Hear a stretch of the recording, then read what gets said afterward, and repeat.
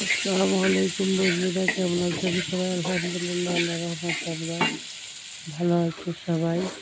ছোট মা আগেই একটা তরকারি রান্না করে রেখেছে, বড় ভাই মাছ আর আমি এসে বড়ি বসিয়ে দিয়েছি।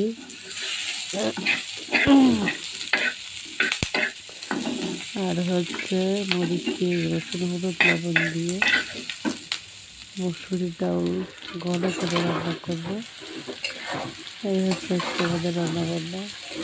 খুবই ভালো করে কষিয়ে দিচ্ছি।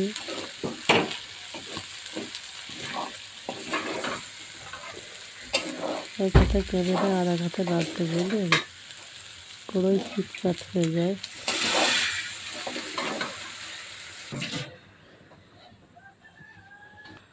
এই যে ডাউল বসিয়ে দিয়েছি, সুন্দর করে কষিয়ে 3টে সিটি দেওয়ার পরে নামিয়ে নেব।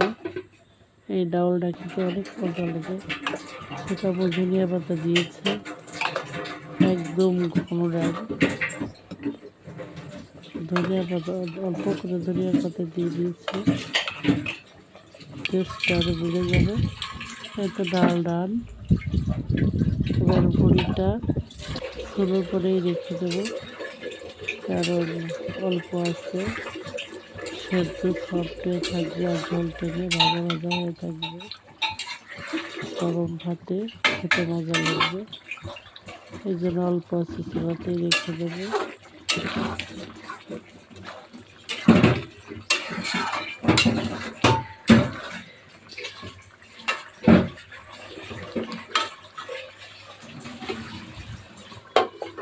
ঢেকে দিই।